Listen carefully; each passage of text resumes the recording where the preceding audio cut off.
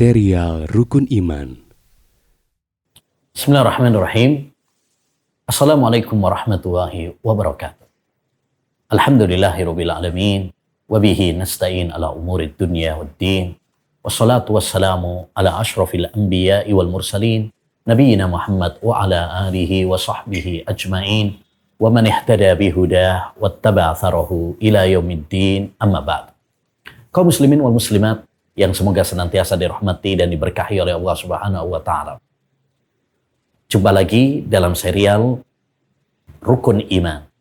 Pada kesempatan kali ini kita akan membahas tentang rukun iman yang ketiga, yaitu iman kepada kitab-kitab.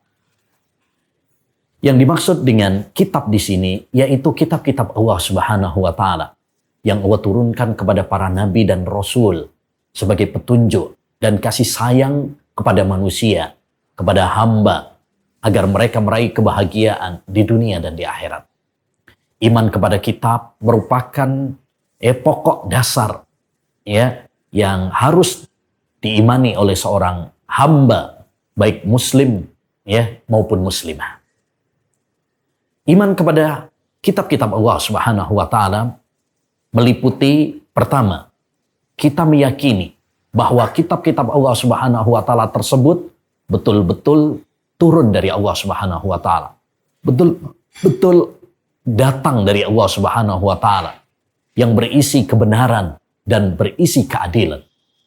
Allah Subhanahu wa taala berfirman, "Wa tammat kalimatu rabbika sidqan wa adla." Telah sempurna kalimat Rabbmu berupa kejujuran, tidak ada kedustaan di dalamnya. Wa adla, dan adil, tidak ada kedzaliman di dalamnya. Yang kedua, kita meyakini bahwa kitab-kitab Allah Subhanahu wa taala itu semuanya berisi tauhid, mengajak beribadah hanya kepada Allah Subhanahu wa taala semata. Tidak ada satu kitab pun yang Allah turunkan berisi kesyirikan, kekufuran.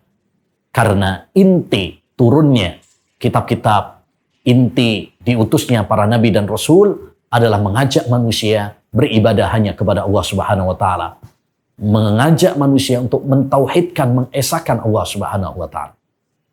Yang ketiga, iman kepada kitab-kitab adalah kita mengimani nama-nama kitab yang telah dijelaskan di dalam Al-Quran dan di dalam hadis. Contoh, Al-Quran diturunkan kepada Nabi Muhammad SAW. Taurat diturunkan kepada Nabi Musa alaihissalam. Injil diturunkan kepada Nabi Isa, Zabur kepada Nabi Daud alaihissalam. Demikian. Jadi kita mengimani, karena itu disebutkan di dalam Al-Quran dan disebutkan di dalam hadis Nabi Sallallahu Alaihi Wasallam. Kemudian yang keempat, di antara bentuk iman kita kepada kitab-kitab Allah Subhanahu Wa Taala, kita meyakini bahwa Al-Quran adalah penghapus kitab-kitab sebelumnya. Yang wajib kita ikuti sekarang adalah Al-Quran. Setelah datangnya Al-Quran, tidak ada kitab yang kita ikuti selain hanya Al-Quran saja. Kenapa? Karena kitab-kitab sebelumnya telah mengalami perubahan-perubahan yang dilakukan oleh orang-orang yang tidak bertanggung jawab. Fawailul lilladzina yaktubuna al-kitaba biaydihim summa yaquluna hadza min indillah. Fawailul lahum mimma katabat aydihim wa wailul lahum mimma yaksibun. Celaka orang-orang yang menulis kitab dengan tangan mereka. Kemudian mereka mengatakan ini adalah datang dari Allah Subhanahu wa taala. Sungguh celaka apa yang mereka tulis dengan tangan-tangan mereka, dan sungguh celaka apa yang mereka usahakan. Oleh karenanya Nabi Muhammad SAW marah ketika Umar bin Khattab radhiyallahu an membaca Taurat. Apakah engkau tidak merasa cukup, wahai Umar, dengan apa yang telah saya bawa? Jadi, setelah datangnya Al-Quran, maka yang kita ikuti, yang kita pelajari, yang kita jadikan sebagai petunjuk adalah Al-Quran. Adapun kitab-kitab yang lain sekarang sudah mengalami perubahan-perubahan, sebagaimana yang telah dijelaskan oleh Allah dan dijelaskan oleh Rasulullah SAW. Beriman kepada kitab-kitab menjadikan kita semakin cinta kepada Allah, karena begitu sayang kepada hambanya.